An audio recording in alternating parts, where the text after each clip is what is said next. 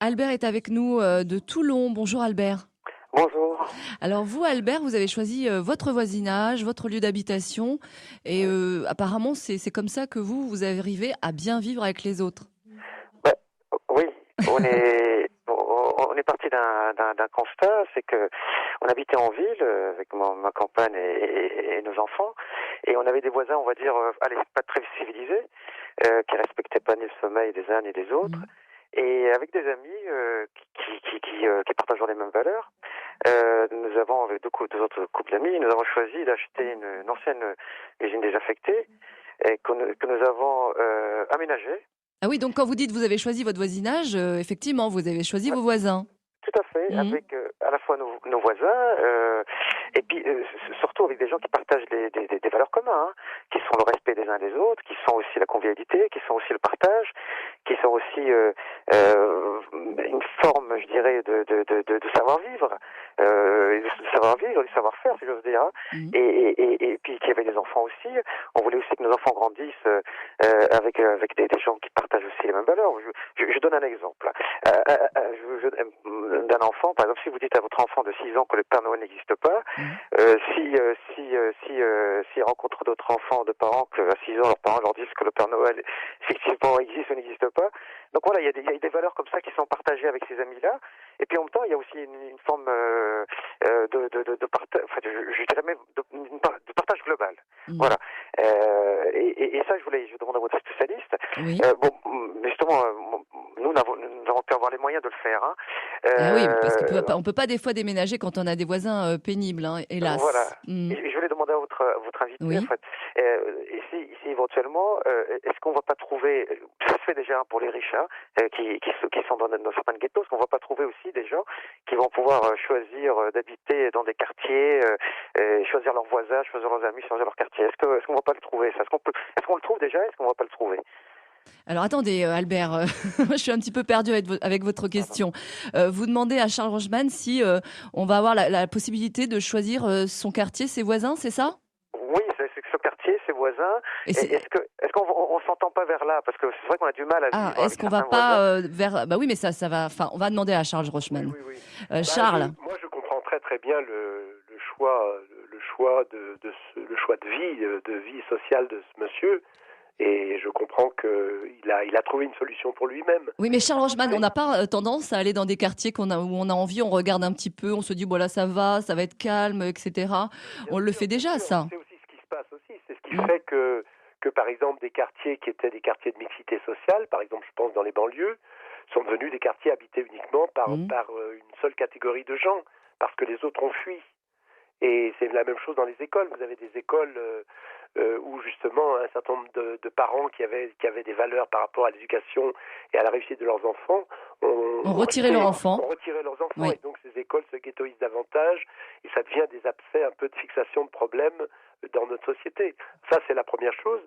La deuxième chose, c'est que tout le monde, évidemment, n'a pas la possibilité de faire ça. C'est Et donc, il y clair. a des gens qui Mm. doivent vivre avec les autres tels qu'ils sont parce qu'ils n'ont pas d'autres solutions, d'autres moyens. Et puis la troisième chose, c'est que, au bout du compte, ça n'empêche pas que le vivre ensemble, il peut être aussi difficile à l'intérieur même Eh oui. Même de si on ces a les endroits mêmes valeurs, privilégiés dans les exactement. familles, même entre gens qui ont à peu près les mêmes valeurs. Mm. Mais il est vrai que ce choix de vie que beaucoup de gens font aujourd'hui, en fait, contribue, malgré eux, Oui. c'est pas, ils le font pas exprès, je comprends encore une fois leur choix, mais ils contribuent à une espèce de désintégration sociale.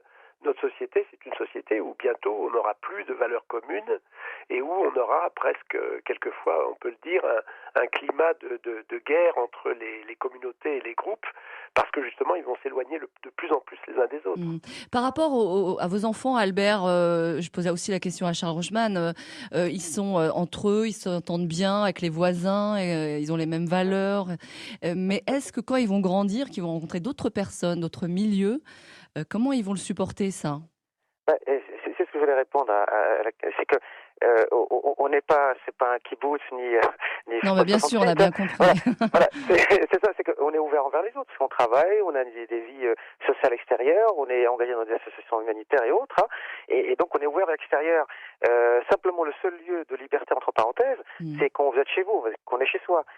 Donc Liberté être parce que tranquille au moins chez soi, bah oui, c'est déjà pas mal. Mais je vous comprends, c'est le Albert, seul hein. endroit. Voilà, c'est le seul endroit vraiment où on est libre parce que quand vous êtes à l'extérieur au travail, vous avez un patron, vous avez Ah oui, des collègues, etc. En voiture, ce qui est normal, vous êtes obligé de respecter, je dirais, la loi, etc. oui, Le seul endroit où vous êtes libre, je dirais, c'est à la maison. Donc si en plus à la maison vous êtes en combat avec les voisins et si vous êtes en combat avec les autres, oui. vous êtes tout le On temps en s'en sort combat, si jamais. j'ose dire. Hmm. Voilà, on s'en sort jamais. Alors pour nos enfants, ils vont à l'école, ils vont à l'école de la République, hein, on tient ce qui les est à l'école de la République, à l'école la plus près, alors que quel est un taux d'échec qui soit énorme, qui soit pas énorme, on s'en balance, hein, parce que le premier éducateur des enfants, c'est nous, et on les confie à l'école pour qu'ils transmettent un savoir Hmm. qu'on n'a pas, qu'on n'a pas le temps de donner, Hmm. etc. Mais le premier éducateur de nos enfants, c'est nous, donc Bien sûr. et on les emmène à l'école de la République, à l'école la plus près, Hmm. qui est mélangée. Attendez, il y a 4, 5, il y a une dizaine de nationalités dans cette école.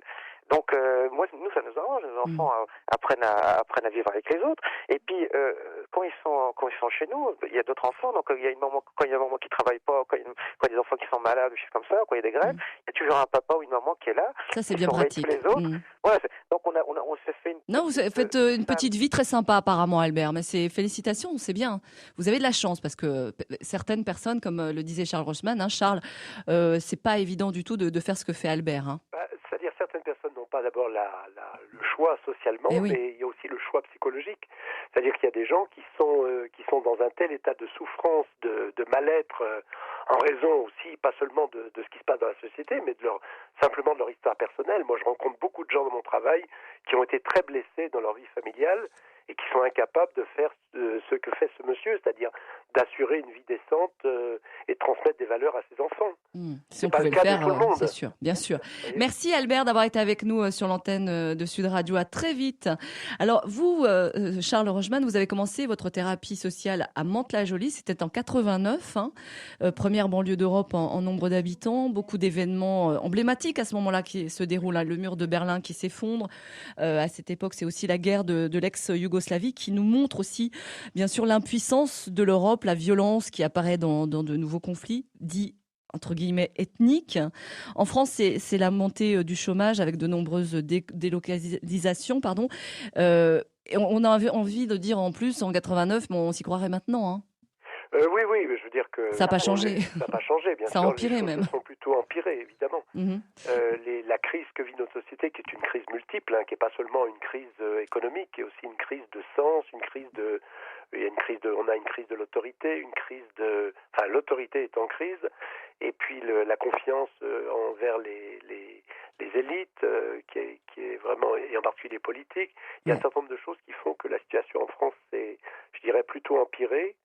Alors qu'on sent pourtant qu'il y a un potentiel de vivre ensemble, de coopération, un désir de le faire aussi qui est très grand aussi dans la société. Mhm. Alors là, à ce moment-là, vous créez la thérapie sociale qui va permettre, Là, oui. oui, de recréer justement ce lien entre des groupes qui ne se parlent pas, qui ne se rencontrent pas et qui se haïssent plutôt.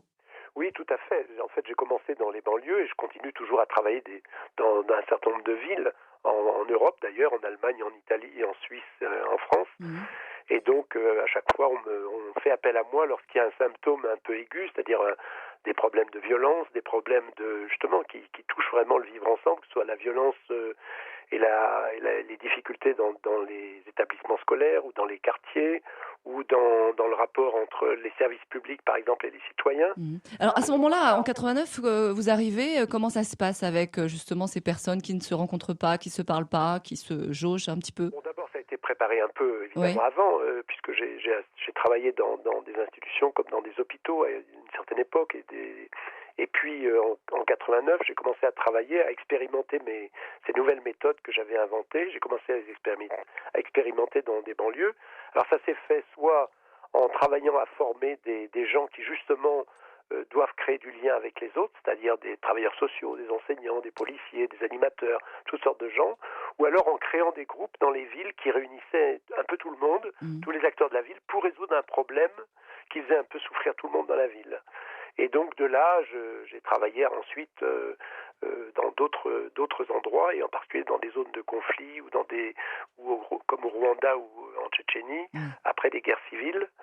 Et puis j'ai été amené donc à avoir différentes situations qui avaient quand même un point commun, c'est que encore une fois, c'est que les gens n'arrivaient plus à vivre ensemble ou à travailler ensemble alors qu'ils n'avaient pas le choix, qu'ils étaient obligés. Vous voyez, la thérapie sociale, elle s'applique dans ces endroits où les gens doivent vivre ensemble ou travailler ensemble, mais en fait, ils n'y arrivent pas.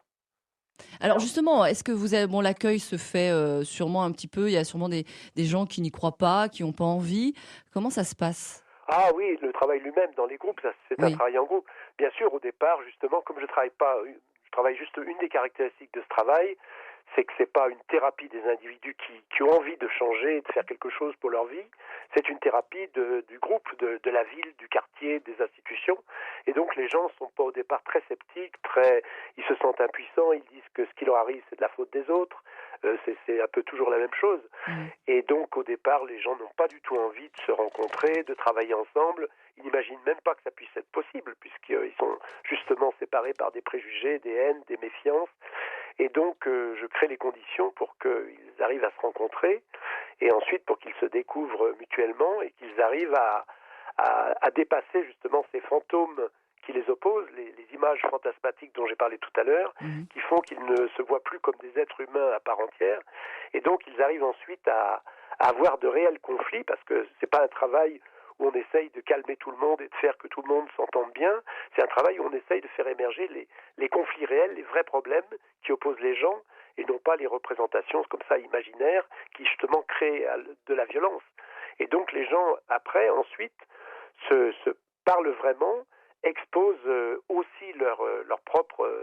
Au départ, les gens se voient comme des victimes et peu à peu, dans le processus, les gens voient aussi leurs imperfections, leurs limites, leurs souffrances et aussi la violence qu'ils font subir aux autres, c'est-à-dire qu'ils prennent leurs responsabilités et petit à petit, se reconnaissant mutuellement des imperfections, ils se reconnaissent une commune, je dirais, une faiblesse commune et ils se mettent à s'accepter mutuellement et à essayer de résoudre Et à se ces problèmes. découvrir et à s'entendre aussi, hein. Oui, Je rappelle votre livre, Charles Rogeman. On va continuer à en parler, Charles, jusqu'à 15 heures. Il va y avoir les infos dans un instant. Je rappelle votre livre, Bien vivre avec les autres. Une nouvelle approche, la thérapie sociale aux éditions Larousse Collection, l'univers psychologique. Si vous-même vous avez des questions, des témoignages, 0826 300 300. Il y a pas mal de SMS qui viennent d'arriver. On en parle juste après les infos de Sud Radio.